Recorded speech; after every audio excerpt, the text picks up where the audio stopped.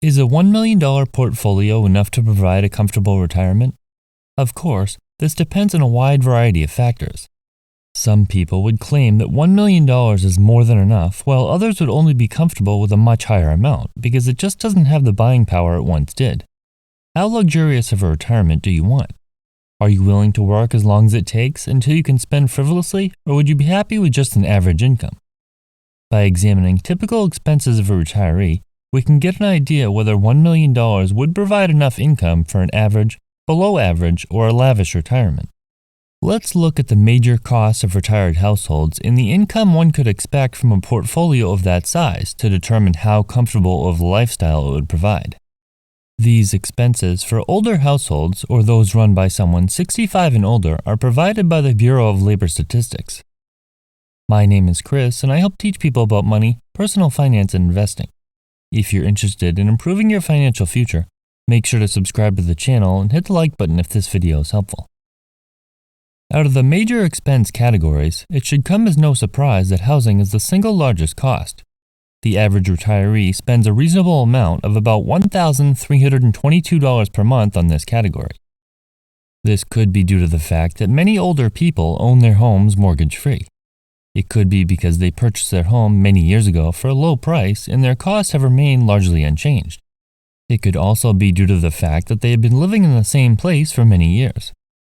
Having a paid-off house at retirement can certainly be beneficial, but that doesn't mean housing costs will be zero.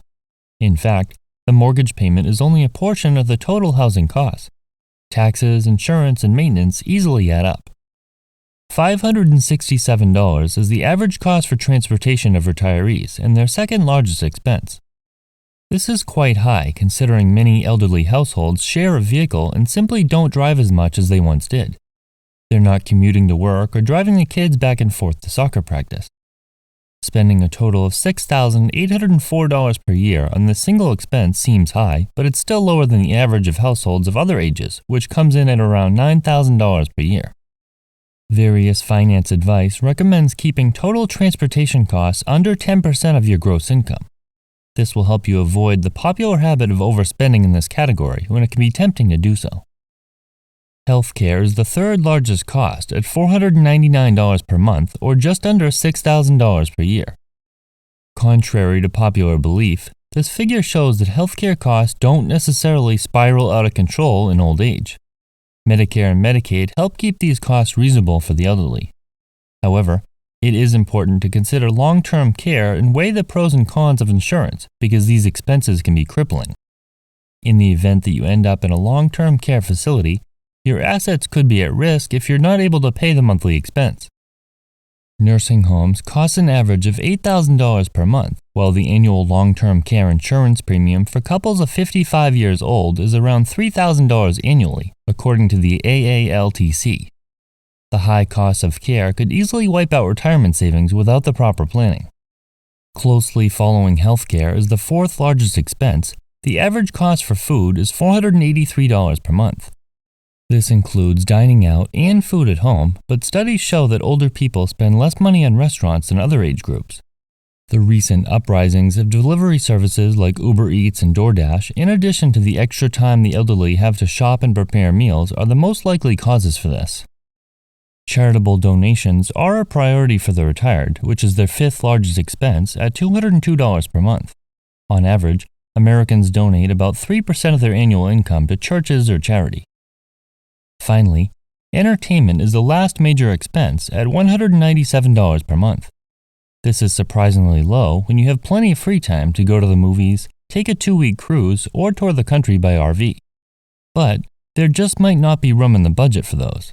Many older people spend their leisure time attending free community activities and enjoying local parks to stay within budget instead. Of course, everyone will have miscellaneous expenses that can't be predicted.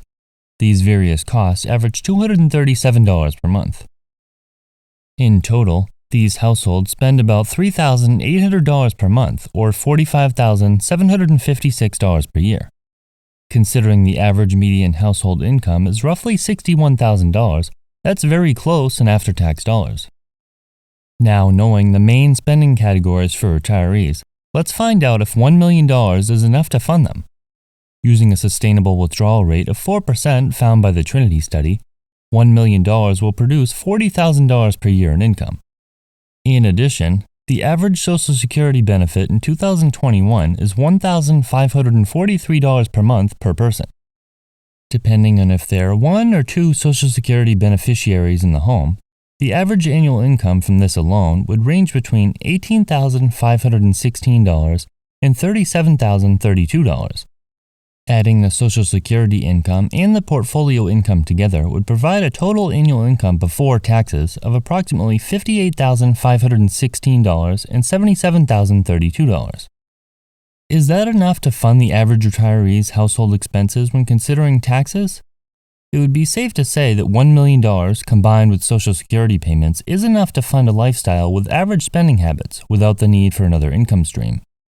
The exact tax bracket will vary significantly depending on a variety of factors, but even if you are paying 20%, which is on the high end for that size income, you'd still be taking home over $3,800 per month after tax. To get a more accurate idea of what income tax bracket you'll be in during retirement, consider your filing status, the type of accounts in which your investments are held, and other income streams.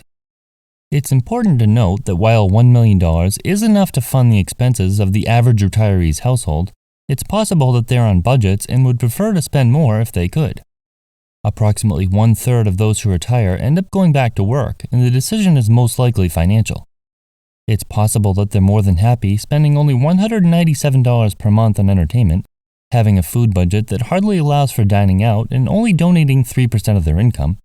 It's also possible that they would spend more traveling and doing other activities that cost money, eating out, giving and donating, and other things if they were able to do so. Just because the average spending is $3,800 per month doesn't mean these people are satisfied spending that amount. If asked, it's very possible that they would prefer to have a higher monthly budget, which is something to keep in mind when planning for your retirement. Are you not quite where you want to be and feel like you'll never get there? If you don't feel like you'll be able to reach the point where you'll earn enough income from your investments, there are some viable alternatives. Working a part-time job is a great option for many older people as it provides many benefits aside from money. It might also allow you to let your investments grow for a little longer so they'll be closer to where you want them, or delay Social Security benefits so the eventual income will be higher. Living in a less expensive area of the country or finding a way to decrease housing costs could free up some room in the budget too. There are options that could help you live comfortably on a lower income. If you're comfortable spending the average amount of money, a $1 million portfolio should provide a comfortable retirement, but it's not sensible to use a blanket statement saying that it will be enough for everyone to live an enjoyable life. There are so many different scenarios ranging from where you live, your hobbies, health, as well as spending preferences. It is, however, enough to fund the average expenses when combined with Social Security benefits. Some people will need and want more income, while others will be fine living on their Social Security alone.